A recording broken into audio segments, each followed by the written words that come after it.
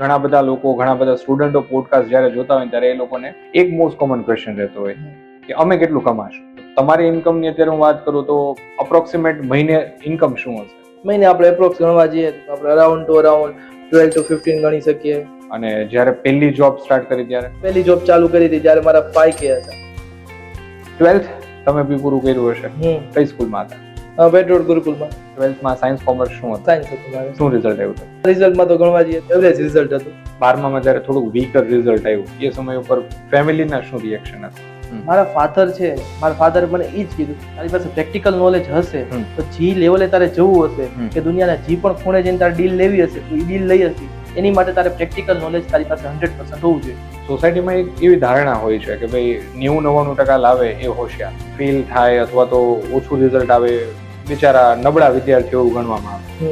તમારી સાથે સ્કૂલમાં એવા છોકરાઓ રહ્યા જ હશે કે જેમનું બહુ સારું રિઝલ્ટ આવ્યું. એમની અને તમારી વચ્ચે શું ફરક હતો? સેકન્ડ સેમમાં હું પહોંચ્યો ત્યાં મારી પાસે જોબ પણ સારી હતી. In the second year of your college job પર હતા? હા, મારી પાસે જોબ પણ હતી અને પ્લસ મારી પાસે ઇન્સ્ટિટ્યૂટનો એક્સપિરિયન્સ પણ હતો. કોલેજ પૂરી કરી ત્યાં સુધીમાં તમે કેટલા સેલરી પેકેજ પહોંચ્યા? ત્યારે મારી પાસે 50K નું હતું. 50K, 50,000. 50,000. એ લોકો જોબના સજેશન માંગતા ક્યારે? એ ઘણી વાર એવું પણ કહેતા કે તારી જ કંપનીમાં મને રેફરન્સ કરાવ્યું ને. કોરોના પછી વર્ક લાઈફ બેલેન્સનો કોન્સેપ્ટ ઘણો માર્કેટમાં આગળ વધ્યો છે. But this is my personal thing કે ભાઈ 12 કલાક નહીં પણ 18 કલાક જો મહેનત કરશું તો આપણો પર્સનલ પ્રોફેશનલ બધું જ ગ્રોથ પોસિબલ છે. બાકી પોસિબલ ત્યાંથી અહીંયા સુધી જે પહોંચ્યા, લાઈક તમારી સફળતા પાછળનો કોઈ એક પરિબળ, એક વ્યક્તિ અથવા કોઈકનો શ્રેય જો તમારે દેવું હોય તો તમે કોને આપશો? પહેલા તો જો આપણે ભાઈ કોઈ રસ્તો આપણી પાસે નહોતો કે ભાઈ આપણને કોઈ કંપની એક્સેપ્ટ કરશે કે નહીં કરે. અરે આપણને ઓપ્શન આપ્યો કે હસમુખ સરને હું મળ્યો. ઘણી કંપનીઓ એએમસી થી ભાગતી હોય છે.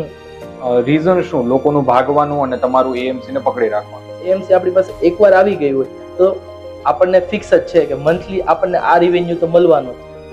સૌથી ફર્સ્ટ ક્લાયન્ટ તમારી કંપનીનો તમે જ્યારે ક્લોઝ કર્યો એ ડીલ કેવી રીતે થઈ હતી? એ ડીલમાં તો બહુ ઇશ્યુ ફેસિંગ થયા હતા. પણ એવું કેવું છે કે મેં જ્યાં જોબ કરી એ જગ્યાએથી મેં બહુ બધું શીખેલું છે કે ક્લાયન્ટને કેમ વેબસાઇટ ડિલિવરી કરવી. અત્યારે પણ મારી પાસે એ ફર્સ્ટ ક્લાયન્ટ છે. અત્યારે જેટલા ક્લાયન્ટ્સ છે તમારા એમાંથી મોટું ફાઇનાન્શિયલ બેનિફિટ એ લોકોને કેટલો થયો? મહિને 2 મહિને એ લોકો 2-3 કરોડ લગી પહોંચી છે વિધિન 2 or 3 months. અને આવનારા 5 વર્ષનો શું ગોલ છે? કે આપણે પોતાની કંપનીની અંદર સબ કંપનીઓ બધી બનાવી. એ સબ કંપનીની અંદર કેવું કે આપણા જે પોતાના એમ્પ્લોયઝ છે એ એમ્પ્લોયને એઝ અ પાર્ટનરશિપ આપણે રાખીએ. એક સારા લેવલનો ઓનર બનવું હોય કોઈ કંપની ચલાવવા માટે તો શું ટિપ આપશો? બેસ્ટમાં બેસ્ટ એક જ રિઝલ્ટ છે કે ભાઈ તમે લોકો જેટલી પણ બને એટલી મહેનત કરો.